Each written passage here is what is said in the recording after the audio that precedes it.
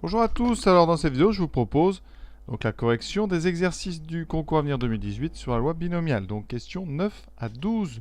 Donc avant de faire ces questions, je vais vous rappeler les quelques points qu'il faut connaître sur cette loi binomiale et après vous allez voir ça va aller très très vite.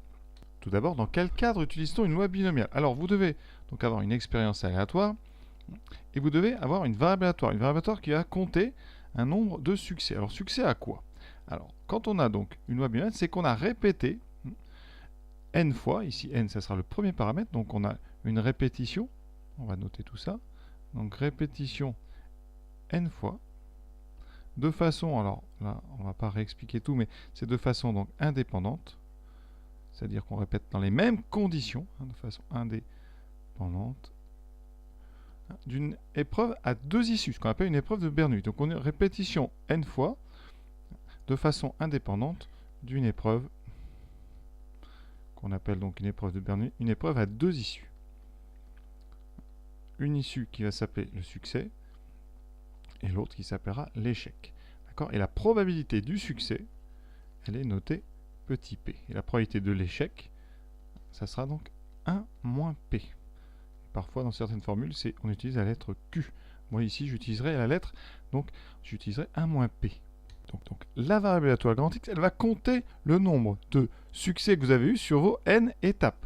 Donc, grand X, c'est donc le nombre de succès parmi les n étapes. Si on doit résumer par un arbre, ça donne ceci. Donc à la première étape, vous avez soit succès, soit échec. Deuxième étape, soit succès, soit échec après le premier succès, ou alors soit succès, soit échec. Vous voyez que vous avez comme ça un arbre. Et ce qui est important dans ce genre d'arbre, c'est que il va se développer. Plus vous avez d'étapes, plus votre arbre va être grand. Ici, ça c'est l'arbre. Vous voyez, avec 3 étapes, il y a déjà beaucoup de branches, il y a 8 branches, 2 au cube, et ensuite, à chaque fois que vous rajoutez une étape, vous multipliez le nombre d'étapes, d'issues, par 2. Donc au total, vous aurez 2 puissance n, comme ça, chemin. Alors je ne vais pas faire l'arbre, puisque évidemment tout dépend de la valeur de n. Qu'est-ce qu'il faut savoir à propos de toutes les propriétés?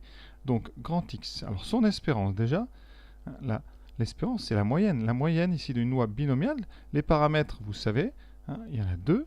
C'est le nombre de fois que vous avez répété et la valeur de petit p. Donc c'est pour ça qu'on nomme BNP. Ici, l'espérance de grand X suit cette loi binomiale, ça sera n multiplié par p. Ça permettra de répondre à la question 9. L'écart type d'une loi binomiale, c'est racine carrée de n pq. C'est racine carrée de n fois p fois 1 moins p. D'ailleurs, ce racine de p fois moins p, on le trouve, il apparaît dans les intervalles de fluctuation asymptotique. Ensuite, une formule, si vous voulez, quelle est la probabilité d'avoir k succès? Donc ça, il faut la connaître, même si les calculatrices font les calculs tout seuls. La probabilité qu'on ait k succès, si k est plus petit ou égal à n, eh bien c'est donc n parmi k, multiplié par donc p puissance k, multiplié par 1 moins p, puissance n moins k. Sachant que n, k ici, c'est donc, ça se lit k parmi n, c'est ce qu'on appelle un coefficient binomial.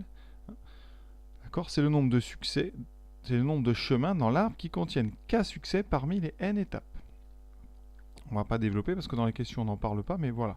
Alors qu'est-ce qu'il faut savoir sur ces coefficients binomiaux juste pour le sujet? Tout d'abord, si vous prenez 1 parmi n, c'est-à-dire vous avez un succès sur n étapes, vous avez n possibilités. Vous mettez le succès en premier, le succès en deuxième, etc. Donc ici, vous avez une valeur n. Donc 1 parmi n, ça vaut n. D'accord? Ensuite, deuxième chose qu'on peut dire, 0 parmi n, par définition, ça vaut 1.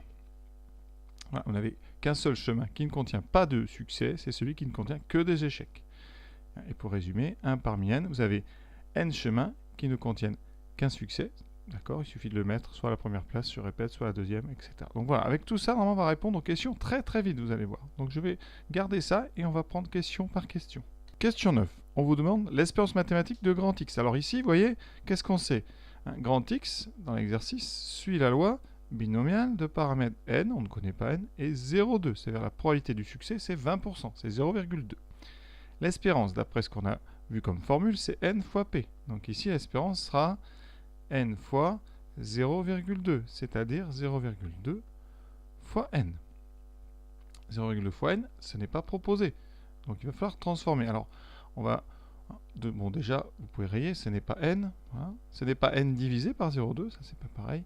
0,8 fois n, c'est pas ça. Donc c'est forcément le dernier. Alors pourquoi? Tout simplement. 1 sur 5, vous savez que ça vaut 0,2. Donc si vous avez 0,2 fois n, ça vaut 1 cinquième fois n, et donc c'est n divisé par 5. C'est juste une transformation d'écriture. Donc la bonne réponse ici, c'est donc la réponse D. Question 10, probabilité que x soit égal à 1, c'est-à-dire on n'a qu'un seul succès parmi les n étapes. Donc ici, je dois prendre donc, dans ma formule k égale 1.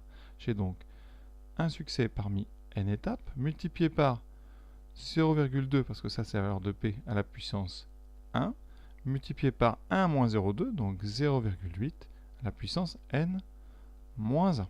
Alors 1 parmi n, je l'ai dit tout à l'heure, ça vaut n. D'ailleurs, pour ceux qui savent faire le triangle de Pascal, il commence comme ceci. Vous avez 1, 2, 1. Vous additionnez donc à chaque fois le nombre qui est au-dessus et au-dessus à gauche. Donc ici, j'aurai 3, 1. 1, ensuite 3 et 1, 4. 3 et 3, 6. 1 et 3, 4, etc. Et vous voyez bien que dans la deuxième colonne, on a 1, 2, 3, 4, etc. 5. Donc on a la valeur ici n.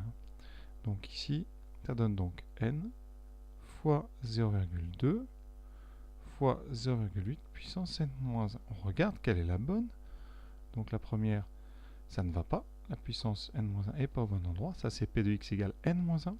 Ici, c'est très bien. C'est la réponse B. La réponse C ne va pas. Il y a deux erreurs.